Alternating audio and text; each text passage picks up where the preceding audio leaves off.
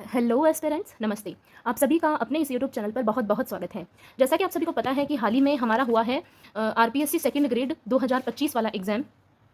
ठीक है, तो उस एग्ज़ाम में ये मेरी थोड़ी सी रफ कॉपी है, तो इसमें कुछ पॉइंट्स हम आज देखने वाले हैं। ठीक है, सबसे पहले जो 2025 वाला आरपीएससी 2000 सेकंड ग्रेड 2025 वाला जो एग्ज़ाम हुआ है, उससे हमें एक तो सबक क्या मिला है।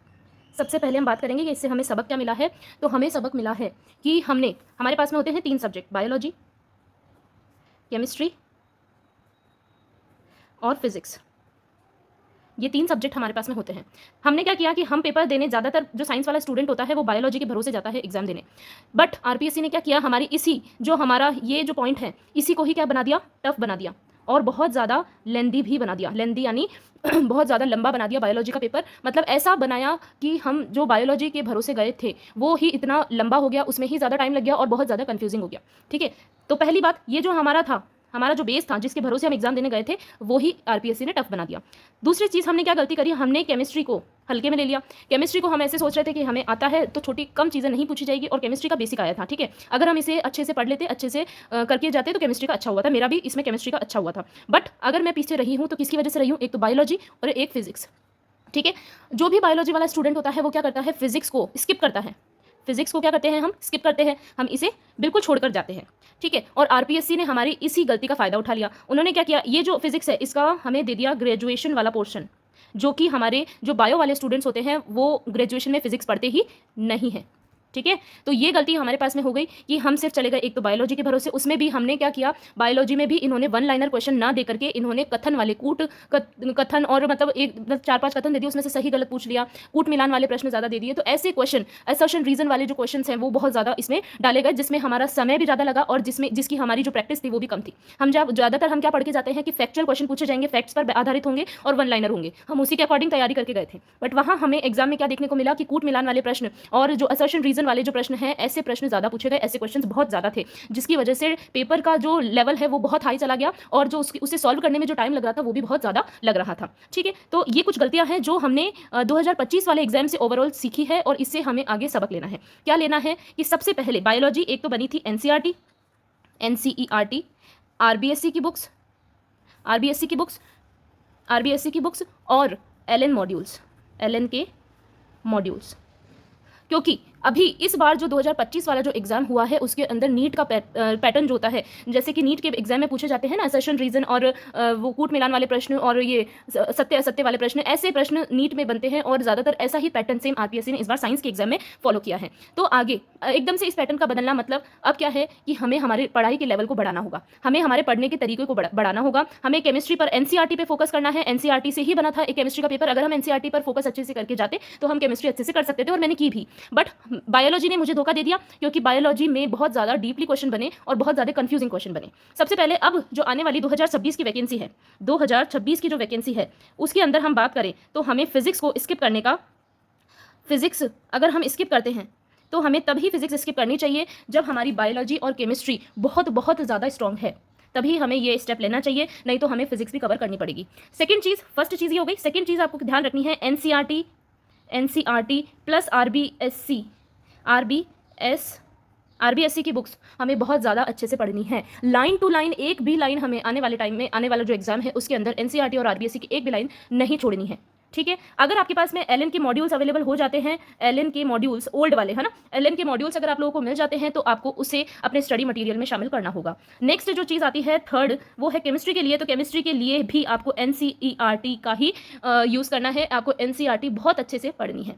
ये कुछ बातें हैं जो हमें ध्यान रखनी है। दूसरी चीज़, हमें इस बार क्या करना है, 2025 वाले में नेगेटिव का ज़्यादा रिस्क नहीं लेना है, क्योंकि मैंने जो अभी जो 25 वाला जो एग्जाम हुआ था उसमें मैंने जीके के अंदर मेरे 40% आराम से बन रहे थे। फर्स्ट पेपर की मैं बात कर रही हूँ, फर्स्ट पेपर में मेरे 40% आराम से बन रहे थे, बट मैंने नेगेटिव का रिस्क बहुत ज़्यादा ले लिया, तो उस 40% की वजह से मेरे मार्क्स 35 ही रह गए। ठीक है, तो वो नेगेटिव की वजह से 35% मार्क्स रह गए। और हमें क्या करना है, एक गलती हमसे और हो गई कि हम टेस्ट तो देते हैं, है ना, हम टेस्ट सीरीज लेते हैं, टेस्ट भी देते हैं, ऑनलाइन टेस्ट देते हैं, बट हमें OMR पर करने की प्रैक्टिस नहीं है, हमें नेगेटिव से कैसे बचना है वो करने की प्रैक्टिस नहीं है। तो 2026 वाले एग्जाम में अगर आप ऑनलाइन टेस्ट देते हैं, जैसे फुल कोर्स का टेस्ट दे रहे हो, तो आपको OMR पर टेस्ट देना चाहिए, ताकि हमें क्या होगा कि हम OMR पर जब टेस्ट देंगे तो हमारी एग्जाम में जो हम गलतियां करते हैं वो गलतियां हम पहले ही कर लेंगे, और उनसे जो गलतियां होगी उससे हम एक नई सीख लेंगे जो कि एग्जाम में रिपीट नहीं होगी। नेक्स्ट हम क्या करेंगे, हम जब देखिए मैटर मेरे पास में जो मटेरियल था उसमें जीके का 50% मैटर मुझे आराम से मिल गया, ठीक है,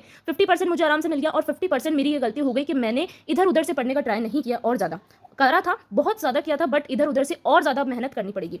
तो अब जो 2026 में हम बात कर रहे हैं, तो 2026 की जो वैकेंसी है, 2026 की जो वैकेंसी है उसमें फर्स्ट पेपर के लिए आप क्या करेंगे, बुक्स भी लेंगे, बुक्स या गाइड भी लेंगे, प्लस यूट्यूब कंटेंट भी अपने नोट्स में ऐड करेंगे, प्लस आरबीएससी की जो बुक्स चलती है, बुक्स 6 to 10 तक की जो बुक्स है वो भी आपको पढ़नी ही पड़ेगी, ठीक है। तो ये पूरा कंटेंट आपको मिला करके ये कंटेंट निकालना है, ठीक है। करंट के लिए आपको अभी से ही क्या करना है, मंथली या तो आप सूजस पढ़ना स्टार्ट करेंगे, सूजस, या फिर आप मूवल स्टार्ट कर देंगे। तो अभी हमें क्या करना है, मंथली सूजस या मूवल पर फोकस कर लेना है, मंथली इसी से ही प्रश्न आरपीएससी ने पूछे थे। अगर मैं बात करूँ इंडिया ज्योग्राफी के लिए अगर आप गाइड से पढ़ रहे हैं तो गाइड तो लेनी ही है ना, गाइड प्लस आपको क्या करनी है, कोई भी गाइड ले ली, उसके साथ में आपको 9th की जो ज्योग्राफी की बुक है, 9th क्लास की जो ज्योग्राफी की बुक आती है जो आरबीएससी में चलती है वो भी आपको साथ में पढ़नी है, ठीक है। ये ज्योग्राफी की बुक्स अगर आप पढ़ेंगे तो आपका बहुत ही अच्छा हो जाएगा। फिर अगर मैं बात करूँ हिस्ट्री, है ना, Rajasthan history plus art culture, अगर मैं इसकी बात करूं तो इसके लिए, और ज्योग्राफी की भी ले लीजिए आप, है ना, ज्योग्राफी के लिए तो आप क्या कर सकते हैं, आपको करनी है जो 10th क्लास की आती है एक हिस्ट्री आर्ट एंड कल्चर, इतिहास कला संस्कृति की बुक आती है 10th क्लास की जो बुक आती है आरबीएससी की, इतिहास कला संस्कृति, ठीक है, ये वाली आपको बुक ले लेनी है 10th क्लास की, ठीक है। ये पढ़ लिया आप लोगों ने। फिर उसके बाद में आपको क्या करना है, राज पैनोरमा करके एक बुक आती है, राज पैनोरमा। अभी मैंने ये सुना है कि उसमें से 75% क्वेश्चंस सेम आए थे। तो राजस्थान की ज्योग्राफी, हिस्ट्री और आर्ट एंड कल्चर के लिए आप राज पैनोरमा ले सकते हैं, जिसमें राजस्थान, इसके 2 वॉल्यूम्स आते हैं, वॉल्यूम 1 और वॉल्यूम 2।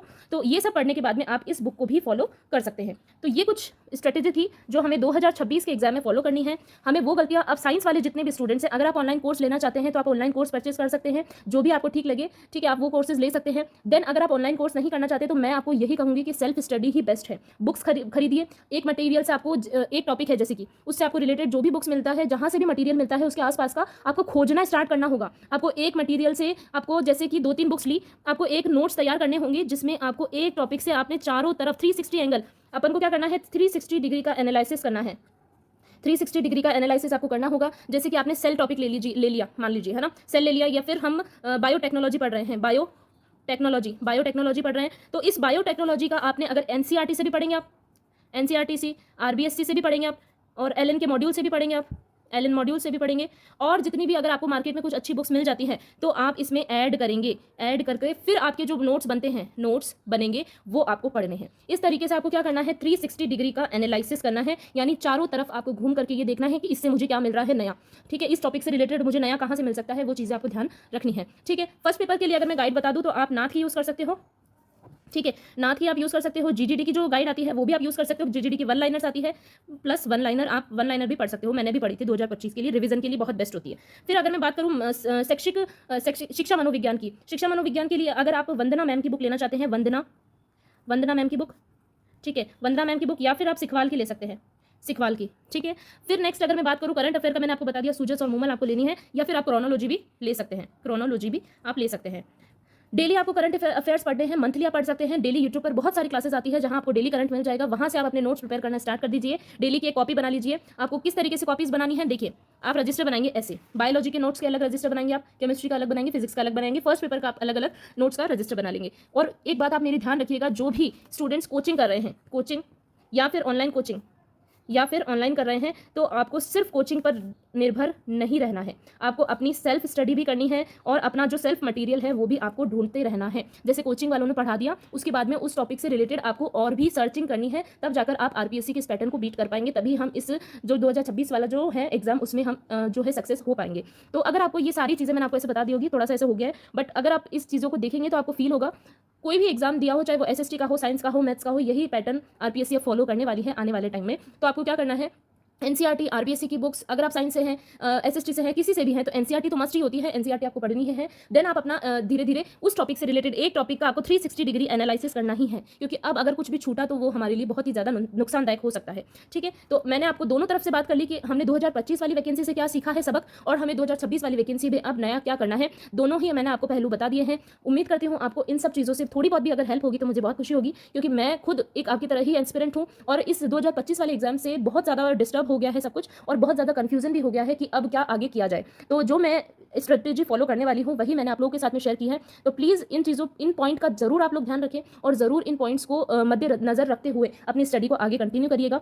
अगर ये वीडियो आपको पसंद आए तो चैनल को सब्सक्राइब करना और वीडियो को लाइक और शेयर करना मत भूलिएगा, ताकि हमारे जैसे सेकंड ग्रेड एस्पिरेंट्स जो भी हैं उन तक ये वीडियो पहुंच सके। मिलती हूँ आपसे नेक्स्ट वीडियो में, तब तक के लिए ऑल द बेस्ट।